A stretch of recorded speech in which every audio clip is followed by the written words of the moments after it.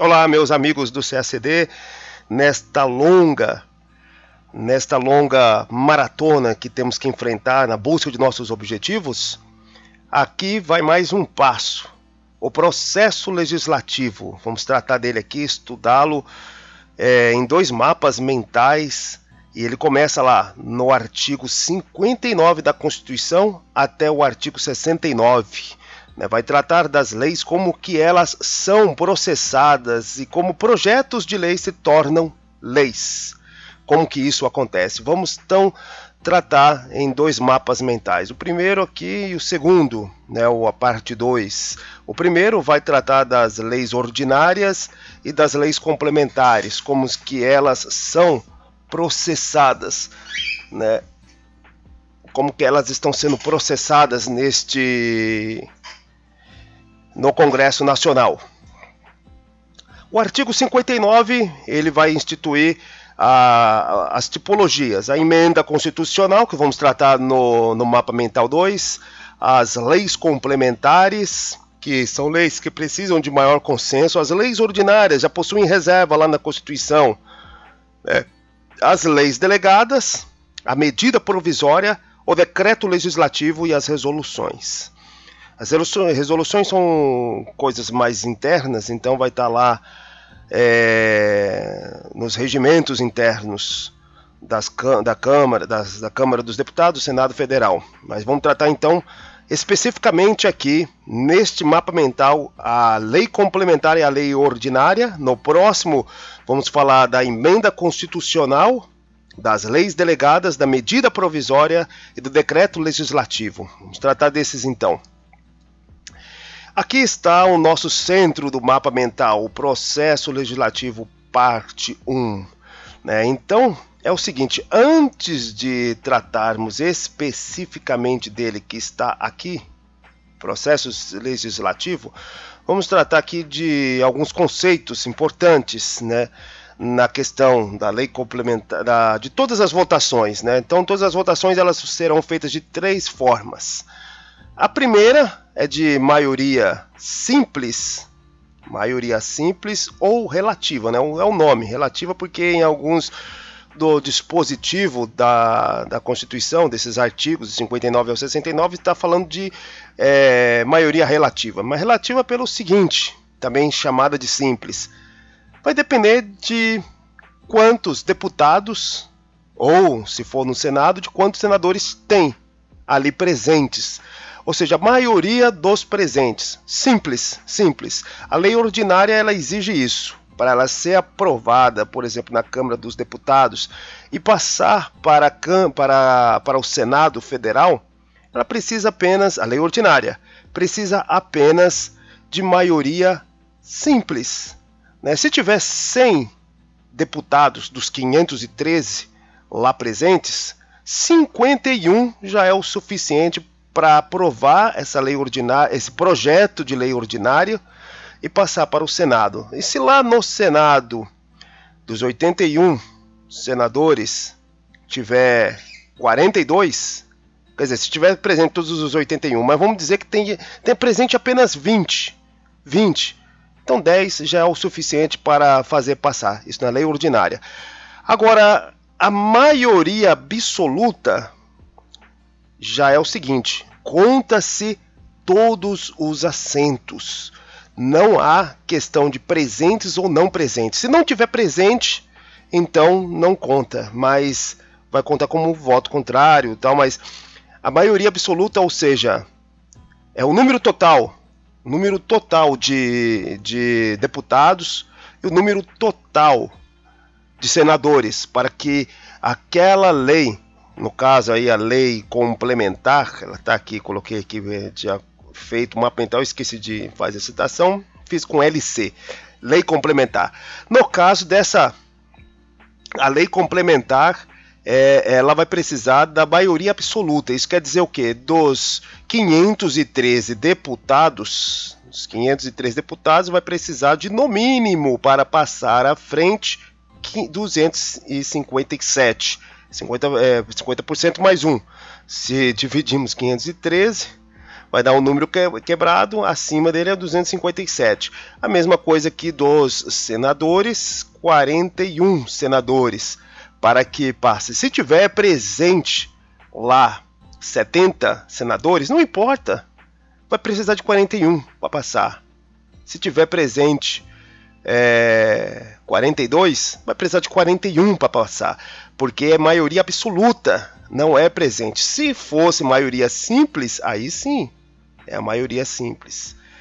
É bem simples aqui de a gente absorver, né? A maioria simples, maioria absoluta e maioria qualificada. Maioria qualificada que a Constituição exige para certos procedimentos o número da maioria, da totalidade, né? Por exemplo, as emendas constitucionais, é preciso para aprovar elas 3/5 do total, não dos presentes, mas do total da Câmara dos Deputados. 3/5 da Câmara dos Deputados é 308, é só fazer as contas aí, né? 3 vezes 513 dividido por 5.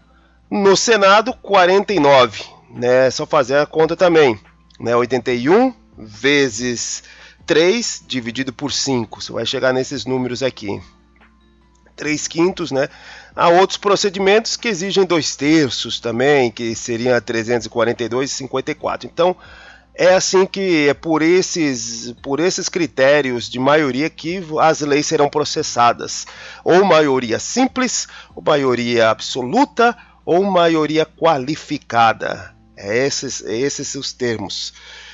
E na questão aqui na questão dos legitimados, o que são os legitimados? São os que podem propor lei ordinária e lei complementar.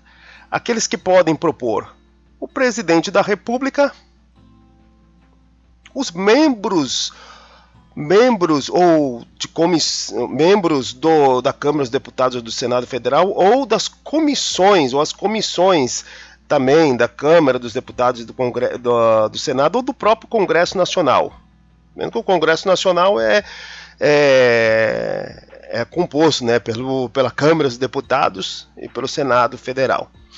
Os membros do Supremo Tribunal também podem propor, dos tribunais superiores, o Procurador-Geral da República também, e os cidadãos. Só que os cidadãos têm uma pegadinha, entre aspas, pegadinha, né? Tem critérios que transformam esse esforço para a proposta de uma lei ordinária, de uma lei complementar tão grande, que depois pode ser que vá só para apresentar.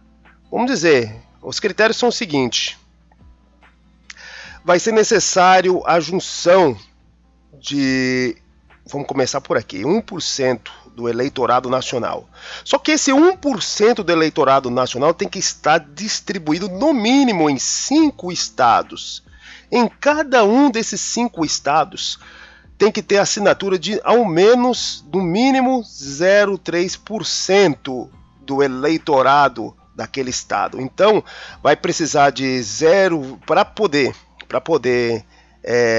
propor um projeto de lei ordinária ou uma lei complementar, o próprio cidadão ou o conjunto daqueles cidadãos vão precisar de assinatura, por exemplo, de São Paulo, no mínimo 0,3% de São Paulo, de Minas Gerais, do Paraná, vamos colocar Roraima, e mais um estado, o Amazonas. O pessoal está passando uma seca danada lá. E o Amazonas. Aí tem 5 estados. Cada um no mínimo, pode ser mais. No mínimo vai ter 0,3, 0,3, 0,3, 0,3, 0,3. Juntando tudo isso, tem que dar no mínimo 1% do eleitorado nacional. É desta forma que se pode propor, o cidadão pode propor um projeto de lei ordinária ou de lei complementar para a Câmara dos Deputados, é a casa iniciadora. Aí o que vai acontecer? Pode ser que o presidente da Câmara dos Deputados coloque isso coloque isso para análise das comissões, né, de justiça, disciplina, comissão temática, e depois bota a pleito e depois manda para o Senado. O Senado pode fazer verificar a situação, mudar o texto. Se mudar o texto, volta para a Câmara dos Deputados, a gente já vai falar disso. Ou ele pode passar por esse processo, ou simplesmente ele fala, muito bom, cidadão José, por ter passado esse projeto de lei ordinária, de lei complementar, muito excelente esse projeto. Assim que for possível, né, depois das prioridades que nós estamos tendo aqui no Congresso, assim que for possível a gente vai botar em votação. E o assim que for possível pode ser 1, 2, 3, 4, 5, 6, 7, 8, 9, 10, 11, 50, 60, 70 anos, 80 anos, pode ser tudo isso. Pode ser 100 anos, pode se passar. Então não há obrigatoriedade, não há um prazo para que aquilo seja votado. Então esse projeto, né, um esforço, né, tão grande de um cidadão para poder apresentar um projeto seria inócuo. Inócuo porque também o mesmo projeto pode ser apresentado por um membro do Congresso, né, um deputado, um senador, pelo próprio presidente. Então, mas esses são os critérios. É importante gravarmos esses critérios para caso numa prova. No caso do presidente da República é o seguinte: nós temos que dizer o seguinte: o que é privativo dele, o que é só dele que ele pode propor na lei ordinária e na lei complementar. Aqui está o que é só do presidente da República. Efetivo das Forças Armadas, porque são funções, todas essas aqui são funções executivas, né? Criação, extinção de ministérios, né? A questão dos servidores, o regime jurídico, servidores federais, os cargos, estabilidade, né? Inclusive dos militares também, né? Dos militares. A organização do Ministério Público, Defensoria Pública, organização e não extinção, né? Ele pode proposta, não é que ele vai fazer mudança, aí depois vai passar pelo processo legislativo. Organização administrativa, judiciária, de matéria tributária, orçamentária, que é aquela PPA, LDO, LOA, né, que a gente já falou aqui da questão. A criação de cargos, funções, remunerações, empregos na administração pública federal, né, são funções administrativas. Então, dito tudo isso, né, desde o início aqui do artigo 59 até o que é privativo só do presidente da República, vamos então ao próprio processo legislativo. No processo legislativo, né, nós temos aqui a casa iniciadora, geralmente a Câmara dos Deputados, está lá no artigo 64, né, os legitimados e sendo então lá nos legitimados a casa iniciadora, vai começar a Câmara dos Deputados o processo. O processo então ele vai ser, muitas vezes ele vai para as comissões de Justiça e Disciplina, para saber se ele é inconstitucional, se ele fere a Constituição, se ele pode ir para frente ou não. Vai ter as comissões temáticas, etc. Aí elas vão estudar, e assim que elas vão estudar, elas vão colocar a pleito. A pleito eu sei quem é, a votação. Aí vai depender, se é lei ordinária, como já vimos, maioria simples. Se é lei complementar, absoluta. Se é emenda constitucional, 3/5. Vai ser colocada lá, a pleito. Sendo colocada a pleito, foi para frente, ela vingou na Câmara dos Deputados, ela vai para a Casa Revisora, o Senado. O Senado, os 81 senadores vão votar, etc. Se os senadores mudarem o texto, vai acontecer o seguinte: mudou o texto, disse não concordamos com isso, achamos que tem que ser desta outra forma aqui, vai mudar o texto. Mudou o texto, né? E a Casa Revisora, né, o Senado mudou o texto, ela vai retornar para a Casa Iniciadora, para a Câmara dos Deputados, mudou o texto. Eles vão votar a mudança do texto. vão derrubar aquelas mudanças, se eles não concordarem com o Senado, ou vão manter. Se manter ou derrubar, vai mandar para a sanção do presidente da República. O presidente da República, ele vai ter a oportunidade de sancionar, se ele concordar com aquela lei, aí ele pode sancionar da seguinte forma, de forma expressa, ele escrever uma mensagem dizendo: concordo plenamente com esse projeto de lei, acho que isso é muito importante para o país, dou o meu apoio e vou sancionar, sanciona. Ou ele pode fazer aquele cala consente, ele fala: putz, não queria tanto, mas não tem como eu barrar, porque senão eu vou passar por chato. E então vai ter 15 dias. Durante esses 15 dias, o presidente da República não se manifestar, ele vai estar sancionando pelo cala consente. E tem o veto. O veto é o seguinte, o veto ele vai ter duas formas aqui, o veto total ou parcial.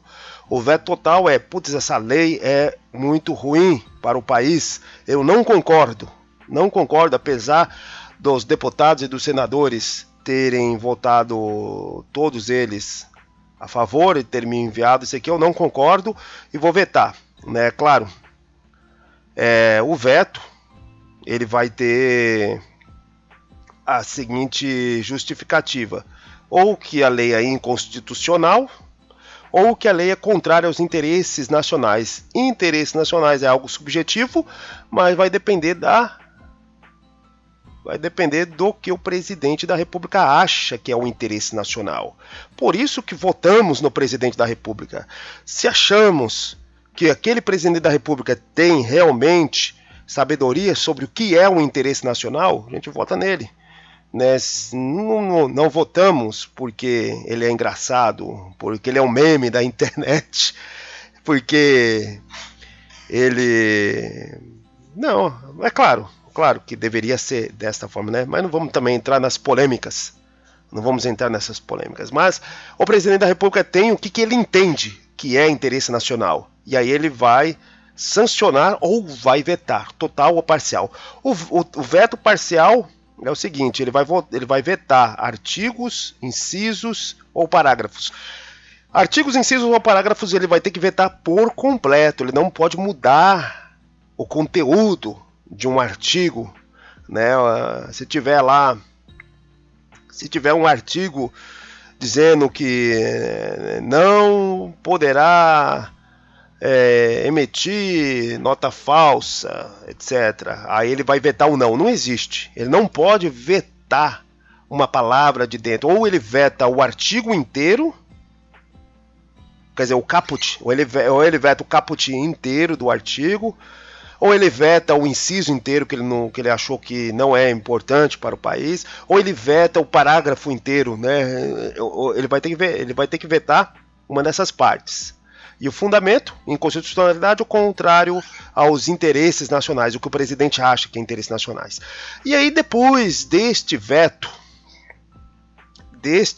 vai acontecer o seguinte: esse veto ele vai ser enviado para o presidente do Congresso Nacional, que é o presidente do Senado. Então ele vai ser enviado, o presidente vetou o nosso projeto, né? Aí ele vai colocar até em 30 dias em sessão conjunta, sessão com 2 S, porque é uma reunião, com C cedilha, é uma divisão. Então, ele vai em 30 dias colocar em sessão conjunta do Congresso Nacional, deputados e senadores juntos, eles vão votar aquele veto, e aí eles podem manter o veto, falar: olha, sinceramente eu votei a favor, mas agora o presidente me convenceu que essa lei é permissiva, é ruim para o nosso país, então eu vou agora vetar, vou manter o veto do presidente, o presidente está certo. Pode ser isso. Mas pode também ser: nossa, não concordo com o presidente falou besteira, ele não está sabendo o que é o interesse nacional, vamos derrubar o veto. Derruba-se o veto, então vai ser enviado novamente para o presidente da República para sua promulgação. E o presidente da República, se ele for uma pessoa que não seja adulta o suficiente, faz birra e fala: não vou de jeito nenhum promulgar isso aí, eu não vou, e ele faz birra, não tem problema, né? A Constituição já diz, se o presidente da República se negar a promulgar uma lei, ele vai simplesmente passar para o presidente do Congresso Nacional, o presidente do Senado. Ele vai lá e promulga e acabou. E depois da promulgação vai vir a publicação da lei, onde ela ganha efetividade. Tá aqui então o projeto.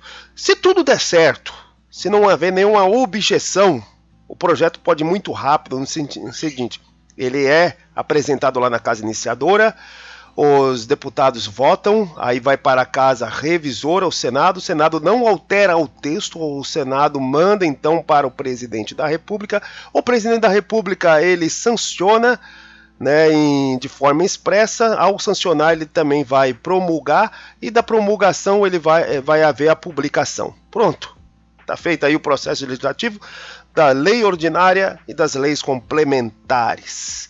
Alguns prazos que podem acontecer. Os prazos podem acontecer é o seguinte. Vamos lá.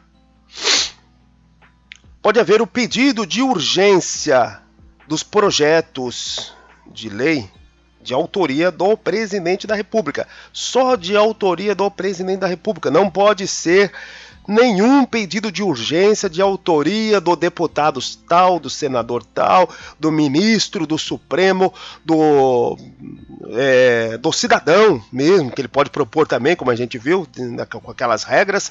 Não pode, não precisa, não. Se só do presidente da República que tem que ter pedido de urgência. Se tiver o pedido de urgência de um projeto do presidente da República, a Casa Iniciadora ela vai ter 45 dias para analisar.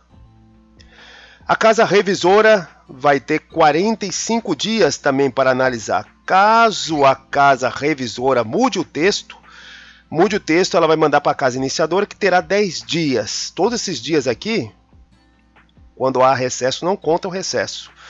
Então vai ter 10 dias para a Casa Iniciadora, geralmente a Câmara dos Deputados. Geralmente porque emenda constitucional não precisa ser na Câmara dos Deputados, né? Mas as outras sim, conforme o artigo 64. E aí vai para a sanção ou veto. Fala assim, mas houve esse projeto do próprio presidente, por que ele sancionaria, por que ele vetaria? Por quê? Por que ele vetaria? Porque pode haver alteração aqui no texto. Houve alteração no texto na Casa Revisora e a Casa Iniciadora manteve essa alteração, e essa alteração descaracterizou o projeto do presidente, e aí ele fala, não, mas não era isso que eu queria, não era isso, ele vai vetar. Detalhes.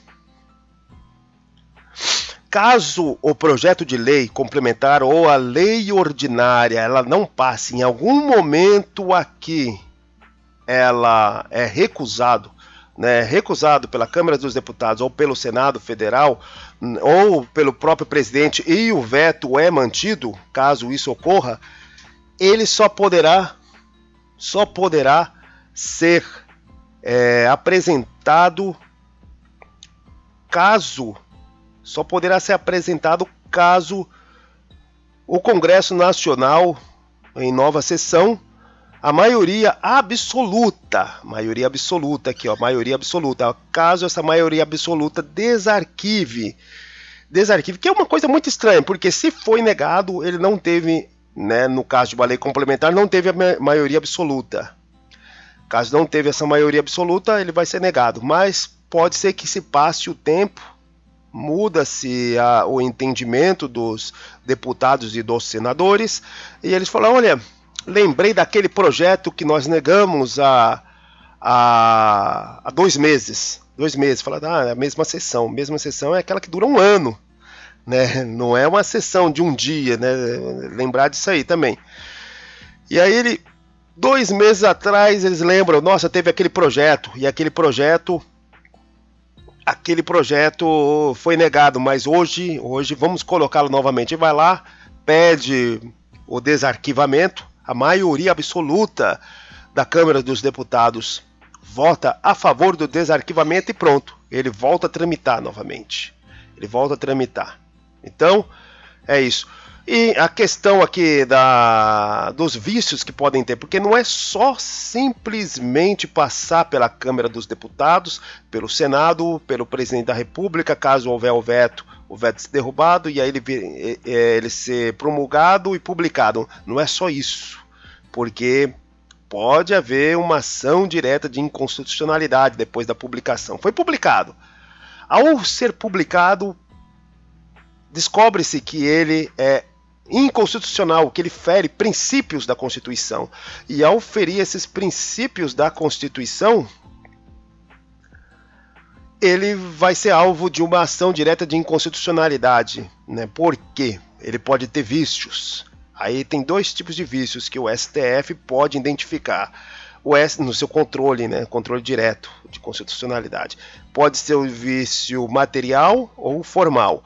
O formal é o seguinte: o processo legislativo foi incorreto, né? Vamos dizer aqui uma lei ordinária, não, uma lei complementar. Uma lei complementar, ela foi passada à frente na Câmara dos Deputados com 256 votos. Não é 257, não é a maioria absoluta. Mas aí passou para frente essa lei complementar. Passou para o Senado foi lá, passou para o presidente, o presidente sancionou, tal, etc. E descobriu que de repente falou assim: olha, essa lei foi aprovada de forma ilegal, porque ela não obteve maioria absoluta na Câmara dos Deputados.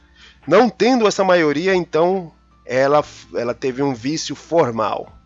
Não vale. Ela vai ser derrubada, né?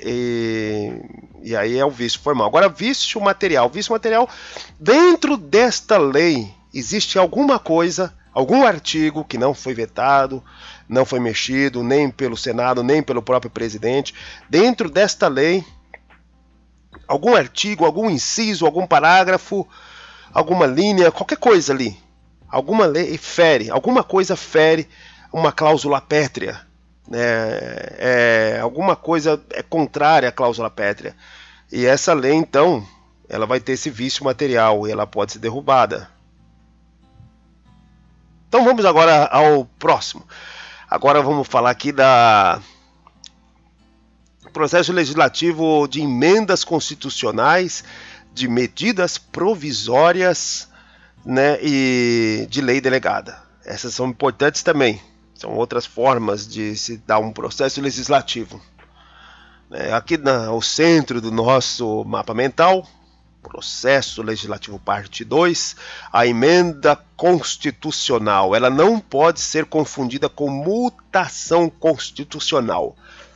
Pode haver umas questões que dizem da mutação constitucional, e aí a gente vai achar que é a emenda constitucional, mas não é. A mutação constitucional, ela não é um processo legislativo, ele é apenas uma forma de mudar a interpretação daquela norma dentro da Constituição. Só muda a interpretação. O STF, por exemplo, estava lá, tinha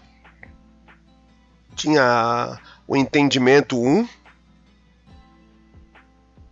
e depois de um tempo, com novos membros do STF, nova turma do STF, então esse entendimento 1 ele é eliminado. Vai ter um entendimento 2. Isso é a mutação. Não muda, olha só, pelo que nós podemos ver, não muda o texto, não há mudança nenhuma na Constituição.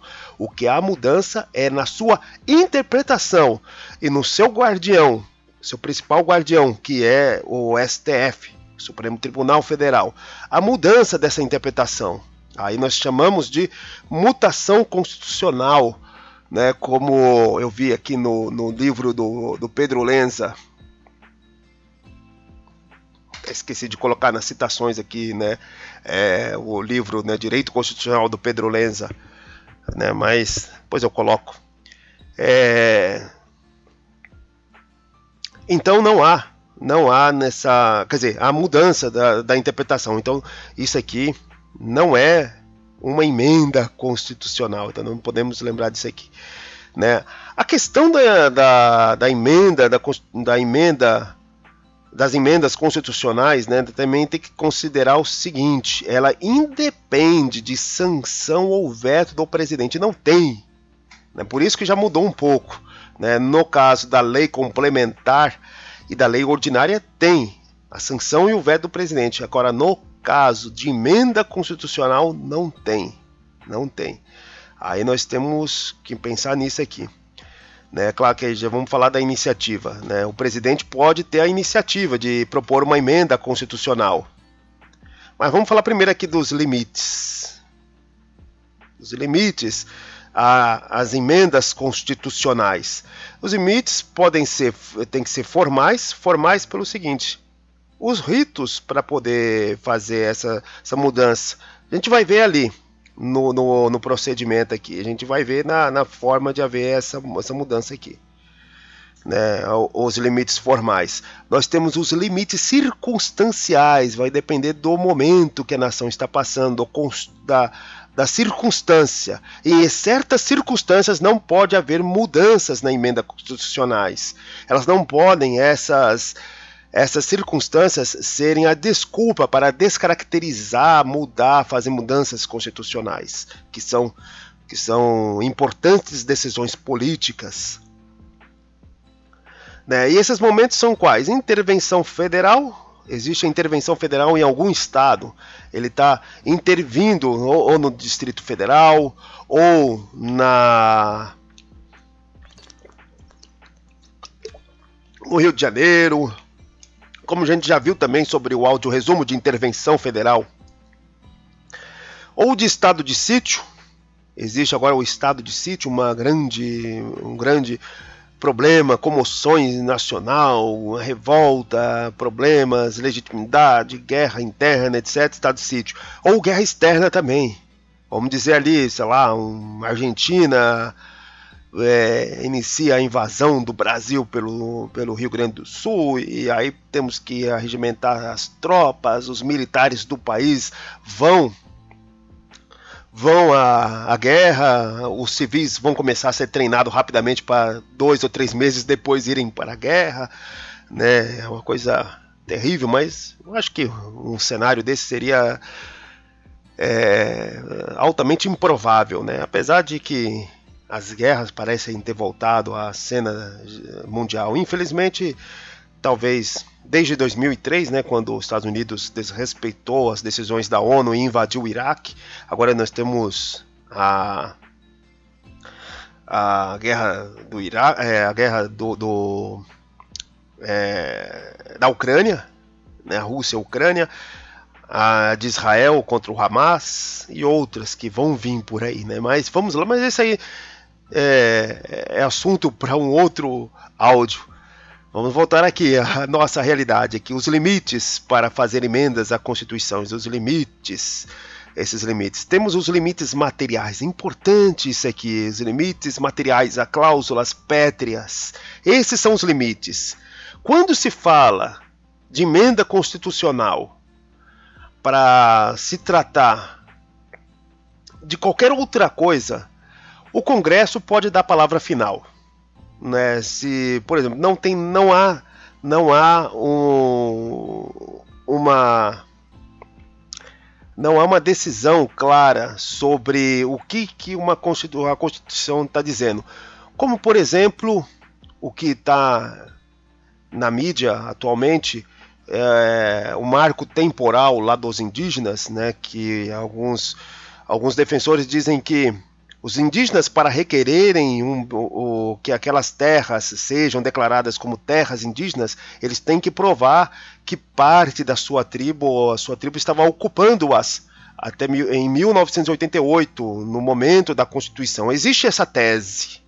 Essa tese não está na Constituição. Então, ela foi colocada em votação, quer dizer, ela foi colocada para o STF, quieta aí. Ela foi colocada no STF e foi colocado em votação. Então o STF foi lá, disse que esse marco temporal ele não é exatamente correto. Ô, meu amigo, fica quieto aí. Ele não foi colocado de forma... quer dizer, eu perdi a linha do raciocínio aqui. Né? Perdi a linha do raciocínio aqui. O Pacu já está cantando ainda nessa hora da noite. Mas, vamos lá. Tá no ventilador ainda, aqui de casa. E aí não foi colocado essa... Quer dizer, foi colocado essa tese do marco temporal... Aí muitos processos ficaram emperrados se essa tese é legítima ou não, e foi pedido ao STF se declarar sobre isso. O STF declarou que ela não é legítima e que, claro, havendo indenização aos fazendeiros, a quem ocupa a terra, né, pode ser que aquela terra pode ser declarada indígena. Aí o Congresso Nacional não gostou desta forma que foi decidido pelo STF e vai fazer uma emenda constitucional, já deve estar terminando, dizendo que o marco temporal vai ser a regra a partir dali. A partir daquela emenda constitucional, a partir dali que ela for promulgada, que ela for publicada, a partir dali sim vai valer.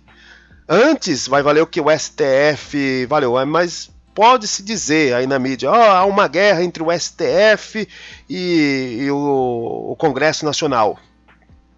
Não há, porque quando não é questão de cláusula pétrea, a última palavra é de quem fazer uma emenda constitucional, o Congresso Nacional, ou o Presidente da República, caso essa emenda constitucional ser de iniciativa do Presidente da República. Então, agora se for cláusula pétrea, se for uma cláusula pétrea, as explícitas que estão lá no artigo 60, parágrafo 4º, ou as implícitas, né, que estão no artigo 5º, estão em outros artigos, né, ali colocados ao longo de toda a Constituição, se for cláusula pétrea, a última palavra é do STF, o guardião, né? Cláusulas pétreas é aquelas lá que não descaracteriza o voto universal, o sistema de governo, a forma de governo, a divisão entre os entes federativos das suas competências, está lá, artigo 60, parágrafo 4º. Né, qualquer coisa que tente mudar uma dessas leis, ou mesmo a característica delas como cláusula pétrea, ou seja, chega e fala, vamos mudar o artigo 60, para depois mudar as características da cláusulas pétreas. Não pode. O STF dá a última palavra, é o STF que interpreta o que é cláusula pétrea e pronto. E aí não há, é o limite. Né? Agora, se não é cláusula pétrea, a mudança pode acontecer. Ao STF vai ter que se adequar a essa nova mudança quando não é cláusula pétrea. A última palavra é do do Congresso Nacional. Dando sequência, então, vamos à iniciativa. Quem que dá a iniciativa? Abrir a porta aqui para o Pacu. Vai lá. Dando a sequência aqui, né, assembleias, quem são os que têm a iniciativa de propor, de fazer proposta da emenda constitucional? O Presidente da República, né, as assembleias legislativas dos estados. Essa aqui é interessante também decorar, porque é umas regras ali. Ou seja, temos 27 unidades. Dessas 27 unidades, se a maioria delas, que é 14, quiser propor uma mudança da emenda constitucional, ela pode chegar. Só que em cada uma destas 14 unidades federativas, quer dizer, dos estados, cada um desses 14 estados, em cada um desses 14 estados tem que ter maioria simples. Lembra da maioria simples ou relativa, que é maioria presentes? Se naquela Assembleia Legislativa do estado lá do Acre, onde acontecem as coisas estranhas, no Amazonas, se tiver 2 presentes, deputados estaduais presentes, eles disserem sim a um projeto de emenda constitucional, vai precisar de mais 13. Aí vai lá, Amazonas, Roraima, Pará, Goiás, Mato Grosso, vai até 14. São Paulo, não precisa citar todos eles aqui não. Aí se tiver 14 alinhados, e dentro desses 14, todos os 14 for por maioria simples, pronto, aí um projeto de lei vai chegar, projeto de emenda constitucional vai chegar à Câmara dos Deputados. O presidente da República também pode propor, um terço para propor, um terço dos parlamentares, é para propor, não para aprovar. Para aprovar 2 terços, vamos ver daqui a pouco. Um terço da Câmara dos Deputados dá 171. É bem sugestivo. 171. Vai dar 171. Dos 513, um terço dá 171. E do Senado, 27. Então precisa de 171 assinaturas para uma emenda, para um projeto, uma proposta de emenda constitucional na Câmara dos Deputados e 27 assinaturas para uma proposta de uma emenda constitucional no Senado. E como que é o procedimento? Que é diferente da lei complementar e das leis ordinárias. O procedimento é o seguinte: vai haver a iniciativa, todos eles aqui, né? A iniciativa que vem daqui, aqui a iniciativa, e dessa iniciativa, né, ela vai para apresentação, ela vai para deliberação nas 2 casas, no Senado e na Câmara dos Deputados. Só que eles vão ter que discutir isso em 2 turnos, sendo que em cada um desses 2 turnos terá que ser aprovado por 3/5. Na Câmara dos Deputados vai haver 2 turnos, no Senado vai haver 2 turnos. Cada um desses 2 turnos, 3/5, 3/5. Né? Ou seja, 308 na Câmara dos Deputados e 49 no no Senado Federal. No Senado Federal. Então, 3/5, era de 171 para abrir. São 3/5, ou seja, 308 deputados para poder aprovar na Câmara dos Deputados. E 49 no Senado. Temos aqui também, depois disso, vai para promulgação. A promulgação não ou seja, não passa nem por sanção e nem por veto do presidente. Vai para promulgação. Promulgação é a mesa diretora da Câmara dos Deputados e do Senado. E depois disso, a publicação. E elas vão seguindo um número, né? Tem a emenda 19, 20, 21, por aí vai. Né? Agora é o seguinte, diz lá o artigo 64 que os projetos de iniciativa do Presidente da República, da Câmara dos Deputados, do Supremo Tribunal Federal, do etc, são... Veja que aqui não tem, o Supremo Tribunal ele não propõe emenda constitucional, ele só interpreta. Né? Senão seria um poder exagerado. Né? Seria um poder exagerado.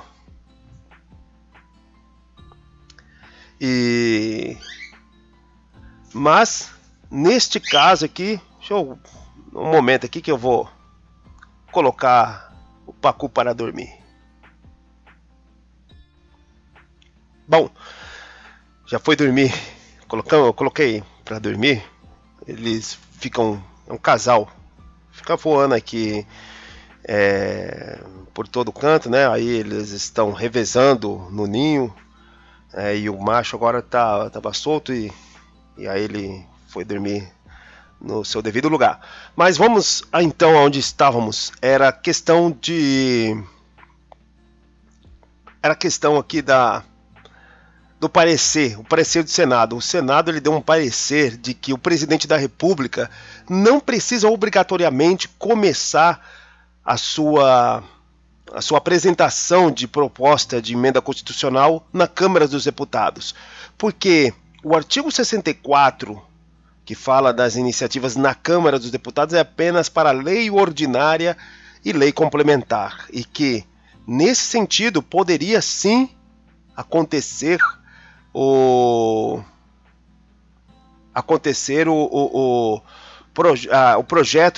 a proposta de emenda constitucional no Senado.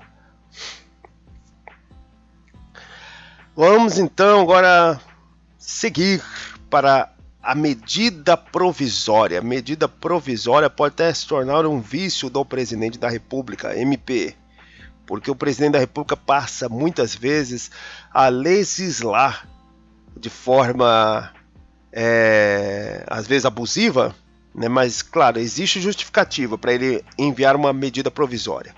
Ele para poder mandar a medida provisória, ele tem que dizer que existe uma relevância e uma urgência naqueles assuntos.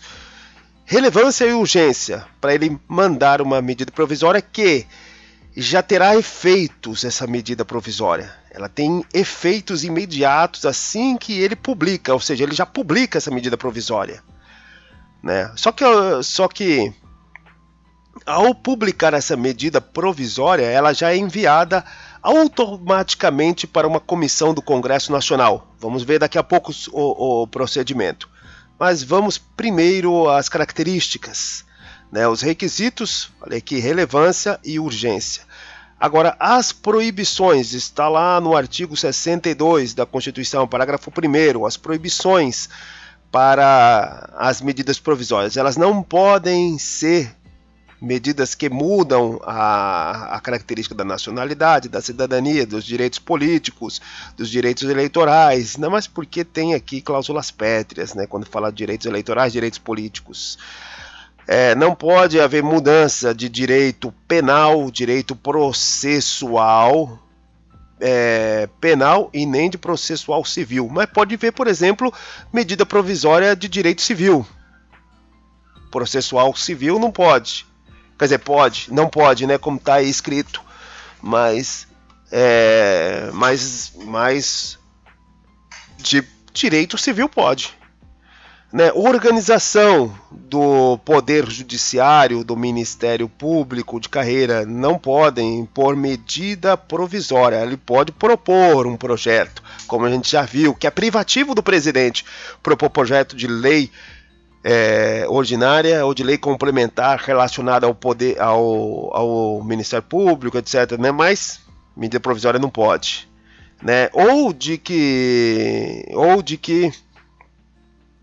trate de alterações de projetos já apresentados do plano plurianual, da lei de diretrizes orçamentárias, da LOA, ou de créditos adicionais, né? Ele pensa em fazer nova medida para botar novos créditos adicionais. Ele não pode porque ele já apresentou o PPA, né, no seu segundo ano, quer dizer, no seu primeiro ano ele apresenta, ele cumpre da legislação anterior, né, na PPA, ele apresenta PPA, LDO, LOA, mas a única exceção de medida provisória relacionada a esses assuntos orçamentários, de crédito, adicionais, etc., só no caso do artigo 167, que são despesas imprevisíveis, que é no caso de guerra, no caso de comoção interna, de calamidade pública, né, como a Covid-19,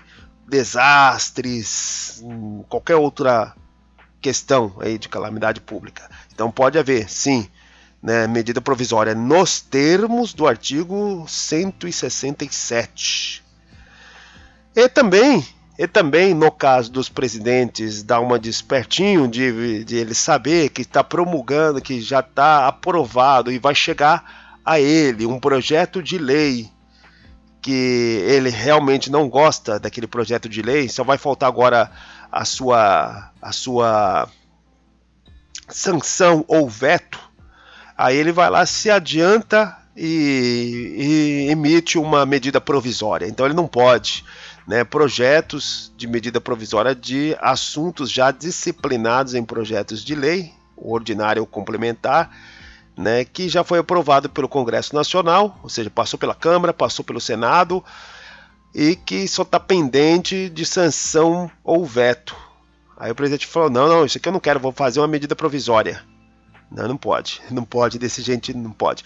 E o processo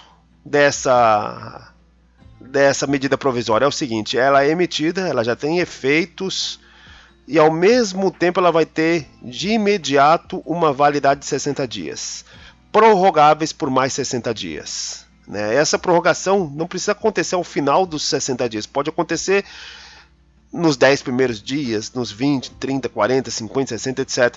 Né? Pode acontecer em qualquer momento dos 60 dias essa prorrogação por mais 60 dias. Vai mandar para uma comissão do Congresso Nacional, ela já vai valer, mas automaticamente já vai chegar numa comissão do Congresso Nacional. Essa comissão vai verificar, ela vai passar depois para a Câmara dos Deputados. Passar a Câmara dos Deputados, ela vai ter 45 dias para votar sobre essa medida provisória.